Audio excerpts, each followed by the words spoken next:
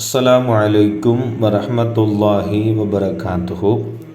ஒரு சாலிஹான மனிதர் சொல்கிறார், ரஅய்து அபா இஸ்ஹாக்க, நான் அபு இஸ்ஹாக் இப்ராஹிம் என்பவரை கண்டேன். அவர் என்னிடத்தில் சொன்னார், ரஅய்து நபிய ஸல்லல்லாஹு அலைஹி வஸல்லம, நான் கண்மணி நாயகம் ஸல்லல்லாஹு அலைஹி வஸல்லம் மன்னவர்களை எனது கனவில் கண்டேன். அல்லாஹ் எமக்கும் அந்த பாக்கியத்தை தருவானாக. ஃபகுல்து, நான் கேட்டேன், யா ரசூலல்லாஹ், அல்லாஹுவின் தூதரே, அஸ்அலுக்க ஷஃபாஅத்த, நாயகமே, நான் உங்களிடத்தில் உங்களுடைய ஷஃபாஅத்தை கேட்குகிறேன் என்று அந்த மனிதர் கேட்டாராம்.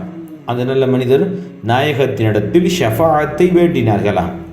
அப்பொழுது நபியுல்லாஹி ஸல்லல்லாஹு அலைஹி வஸல்லம் மன்னவர்கள் சொன்னார்களாம், அக்ஸிர் மினஸ் ஸலாத்தி அலைய, என் மீது நீங்கள் அதிகமாக ஸலவாத்து சொல்லுங்கள், ஸலவாத்தை அதிகப்படுத்துங்கள், உங்களுக்கு எனது ஷஃபாஅத்து கிடைக்கும் என்பதாக நபியுல்லாஹி ஸல்லல்லாஹு அலைஹி வஸல்லம் மன்னவர்கள் அபு இஸ்ஹாக் இப்ராஹிம் என்று சொல்லக்கூடிய நல்ல மனிதருடைய கனவில் தோன்றி இவ்வாறு அறிவித்தார்களாம். இந்த தகவல் அல் கவுலுல் பதீ என்கின்ற நூலில் 262 பக்கத்தில் பதிவு செய்யப்பட்டிருக்கிறது.